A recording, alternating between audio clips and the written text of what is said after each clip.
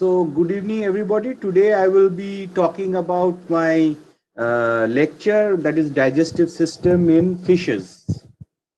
So, in this semester, I have been allotted only this little few topics on digestive system, electric organs, and some endocrinology part of fish and fishery. Apart from that, as I have told that I'll be preparing you people on Google Classroom for your competitive preparation for competitive examinations. So that will be also going on in parallel, and I will be the marks which you get over there. I will also include them in the aggregate of all the marks which you will be getting over here.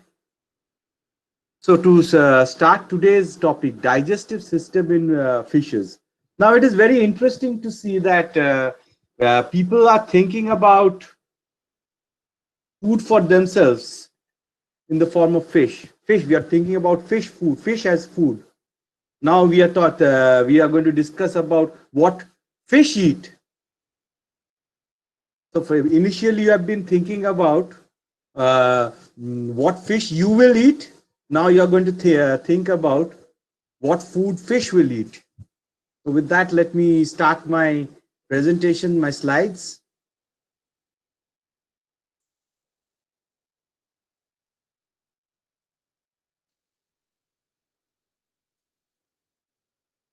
So is my slide visible? Somebody can say, is my screen visible rather? Yes, sir.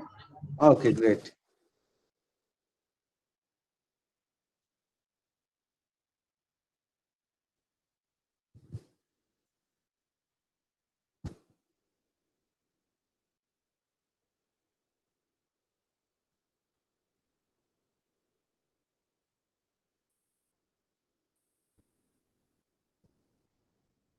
So as my slide goes, this is a fish, and inside the fish is a human being. So food of fish. So it's digestive system of fish, or the how digestive organs responsible in fish digestion. Just hold on, somebody has entered. Let me admit that person inside.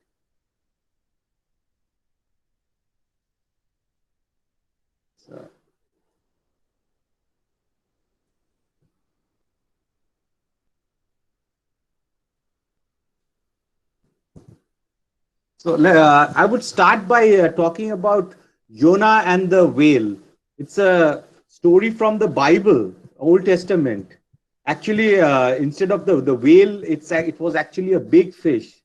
So Jonah was selected to be a prophet of the God, and Jonah refused. Instead of that, what he did was that he went on a journey on a ship with a group of merchants, and then because of that they faced bad weather on the seas, and the sailors over there, they got furious, and they attributed that this bad weather is because of the reason that Jonah, who was supposed to be a prophet, instead of being a prophet, he's going on a sea voyage.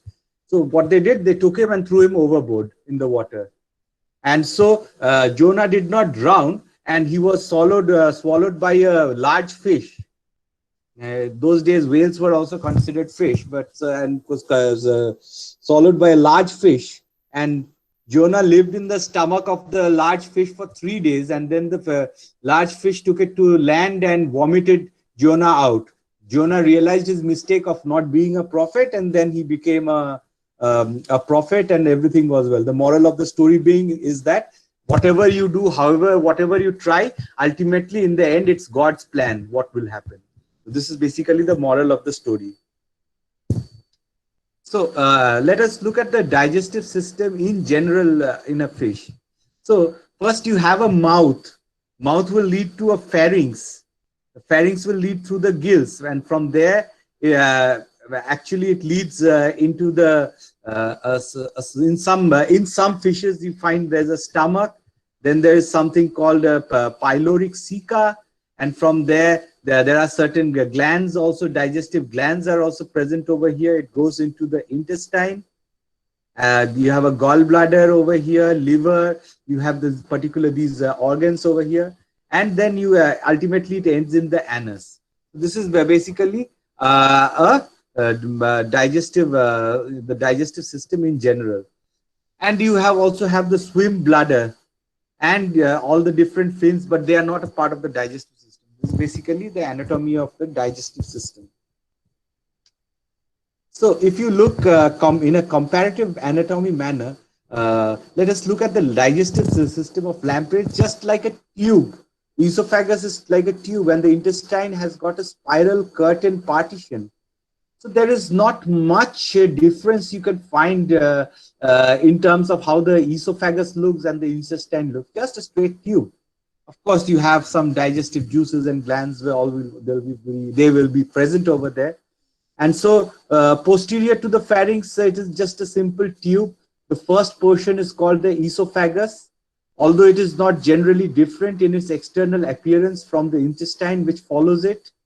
And inside the intestine is found a modified fold of the intestinal lining. It's also known as a typhosole, or it is also a spiral valve.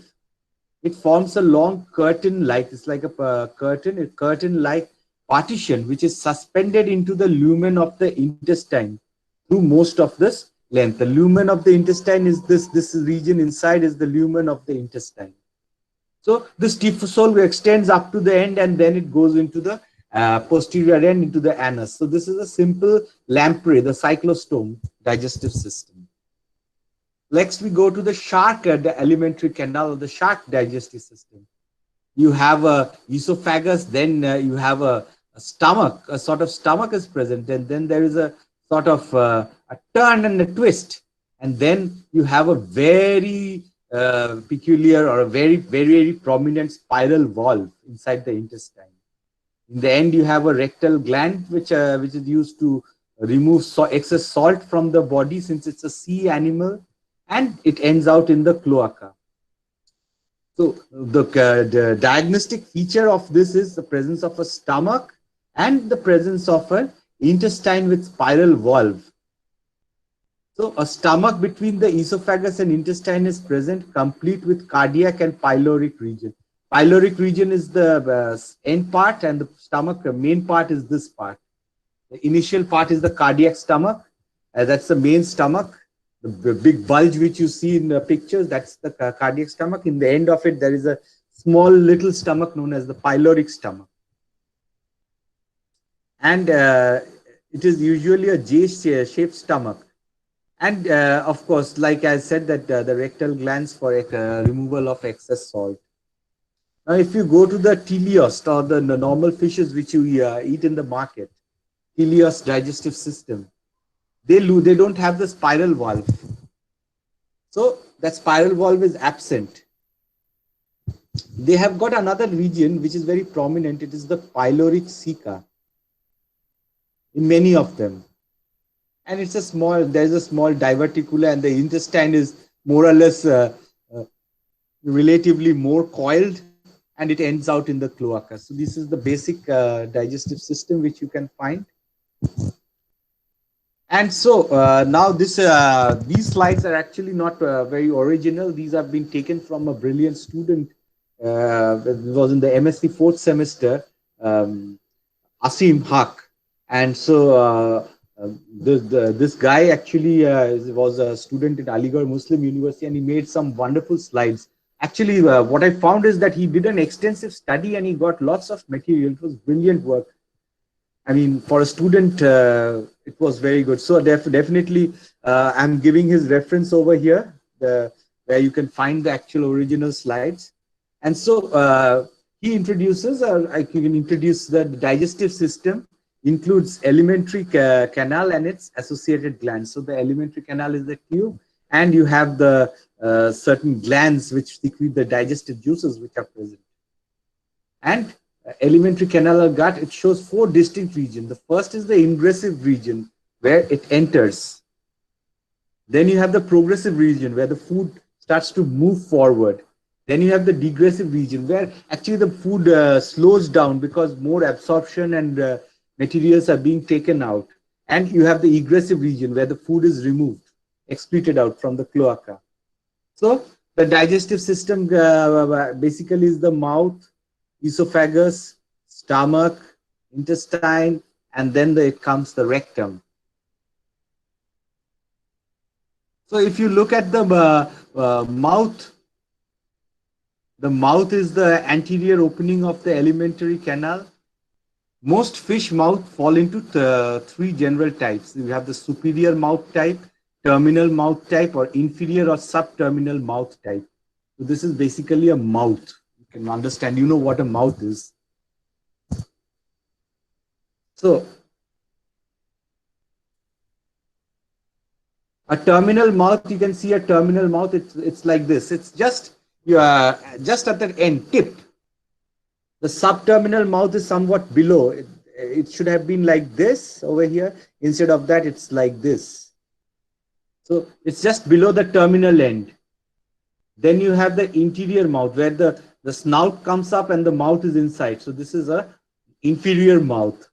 Then a superior mouth. Especially you have the lower lip protruding up. It's on the top. The mouth is on the top of the body. You say on your nose. So now look at your mouth and say, what type of mouth do you have? So then you have the teeth. Teeth are generally hollow cones of dentine containing pulp cavity. It's actually a hard dentine material. It's not like our enamel coated teeth. It's a dentine teeth. So the cyprinoids, maybe your rohu or your katla or your mrigal, they don't have so-called teeth. They have actually they have got a teeth known as pharyngeal teeth. They have got teeth inside or the inside. If you put their finger through their mouth near the pharyngeal region, you can find these pharyngeal teeth there. Konthar piece kache pabe egulo. They are adapted for crushing and grinding the prey, but normally many cypress, they don't even use it like this. So pharyngeal teeth are located below and above the pharyngeal arches. The pharyngeal arches are present in the throat neck region, and there you have the pharyngeal arches, and it's present over there. But for example, shark and all, they really have teeth. Of course, we know that. Then you have the buccal cavity, pharynx, and the gill rakers. The buccal cavity and pharynx are not clearly marked off from each other. So the demarcation is not very clear. So just on beside the pharynx, when I call kanko, more kanko. Just hold on. Somebody has trying to enter the class.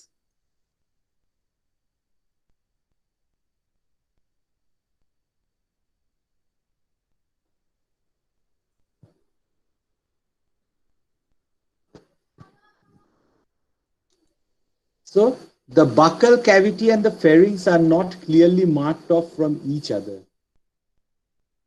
The buccal cavity, so you have, this is the gill arch you find, and then you have the gill filament. So basically this is a gill raker over here. Typical gill raker. This is the structure of a gill raker. The primary function of gill rakers is to protect gill filaments from injury and to assist the fish in the process of ingestion. So, in omnivorous fishes like Puntius, Putimach, Puntius sarana, gill rakers are short and stumpy. 15 to 16 gill rakers over here. These are the gill rakers in Puti. It's short and stumpy. And in herbivores like Labio, Rohita, Ruimach, or Mrigal, so it is like this. It forms a broad sieve-like structure across the gill slits for filtering the water in order to retain the food in the buccopharynx. Next, in the carnivorous fishes, they are long, hard, teeth-like and form rasping organs, as in Walago or Chana striatus. Geol mach egulo royeche. So, but this is Walago, you know Walago, it's boal. So you find these sort of gill rakers. They are carnivorous.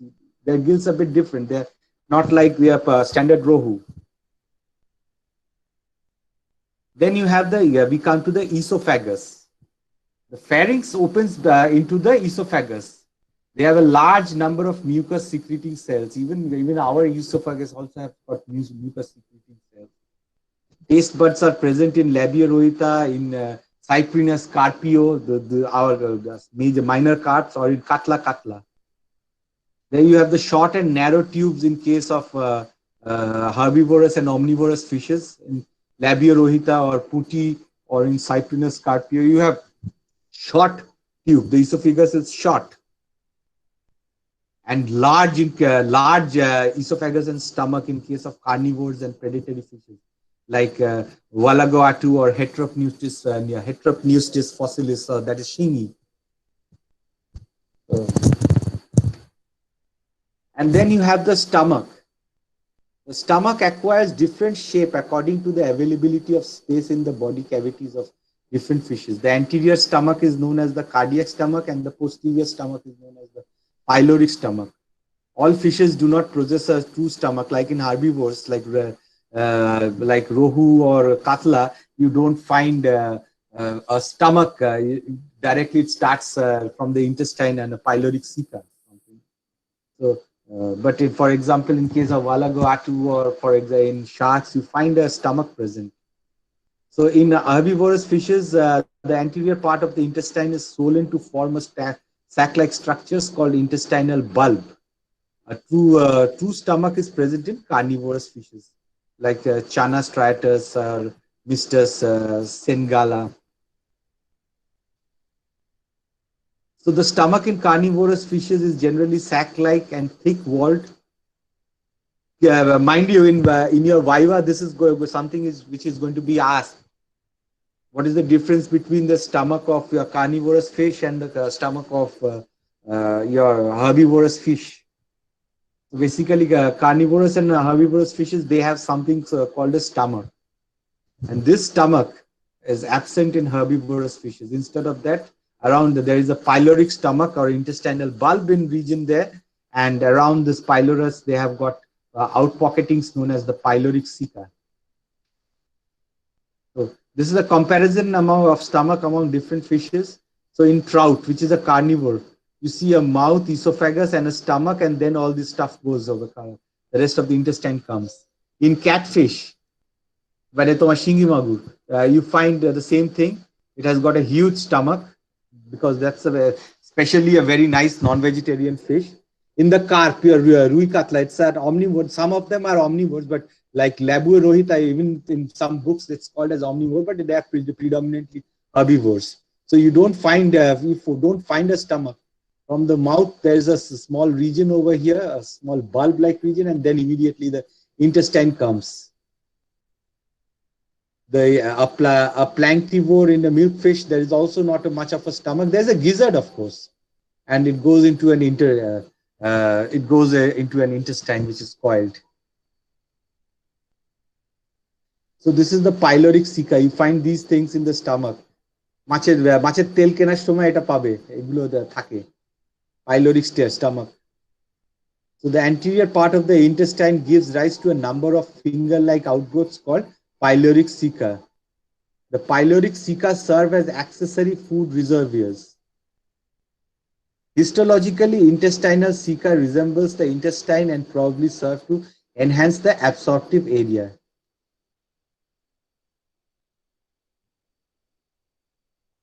So let's go back to the intestine. The part of the alimentary canal that follows the stomach is called intestine, and it is divided into two parts. The anterior part, small intestine, and the posterior part, the large intestine.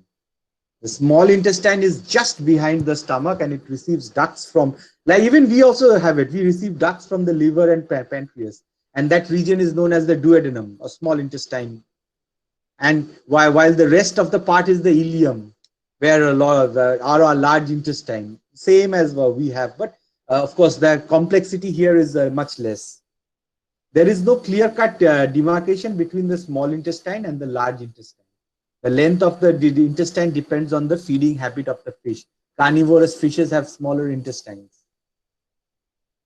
Many carnivorous fishes, let me mention, because there are a lot of exceptions to these rules over here. So, in carnivorous, it is shortened in carnivorous fishes such as Valago atu or Mr. Shinghala, because the flesh can be digested more readily than the plant-based food stuff.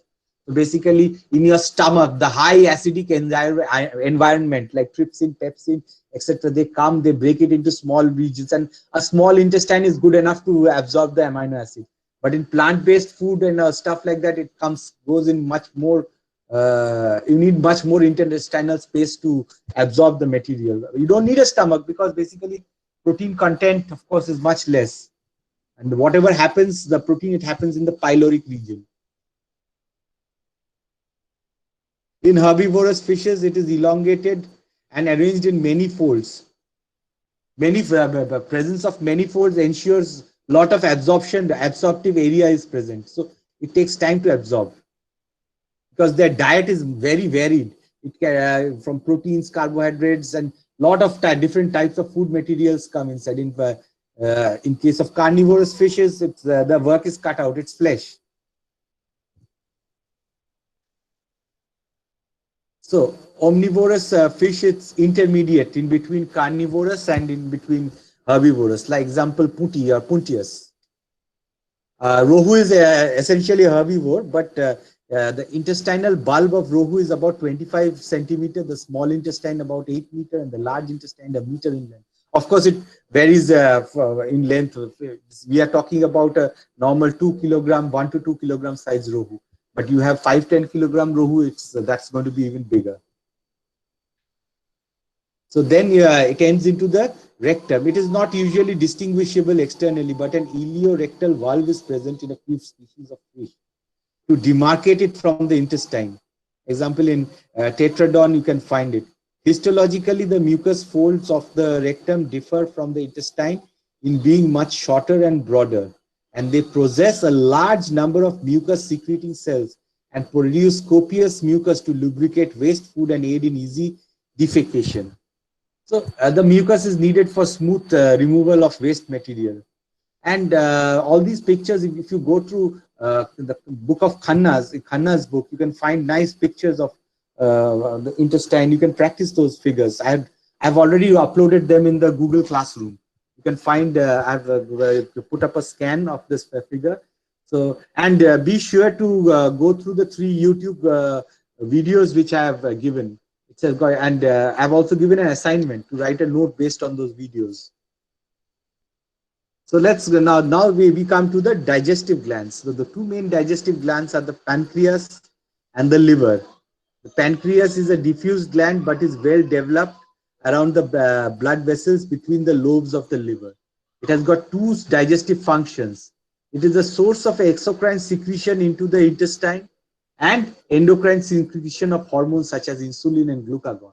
It's basically fish. Fish endocrinology is quite similar to our endocrinology, which you had studied in physiology. So you have the liver also. It's a bilobe gland, usually yellowish brown in color. The fish liver, it produces bile, which is stored in the gallbladder, petepiti. While buying fish, if that gets ruptured, then I tell you, I mean, that piece is just going to be very bitter. You just cannot take the stomach piece. It tastes horrible. So it has to be removed very, very carefully. Otherwise, if you rupture that while cutting a fish, you are gone case. And some inexperienced fishermen, they do it, and then until or unless you finish the fish, it's terrible. It tastes terrible. It's cleaned clear properly. Even if you clean it with water and all, that taste doesn't go. It's such a strong base. It goes into the flesh. Different digestive enzymes similar to us: pepsin, trypsin, chymotrypsin, elastase, carboxypeptidase, aminopeptidases, pancreatic alpha amylase, colipase. All these enzymes in the stars, they exist as proenzymes. So they are activated into the active enzyme forms. Like you had studied in your physiology in your second semester, CC4 in BSc. And feeding adaptation in fishes, various structures have been modified according to the nature of the food and feeding habits of the fish.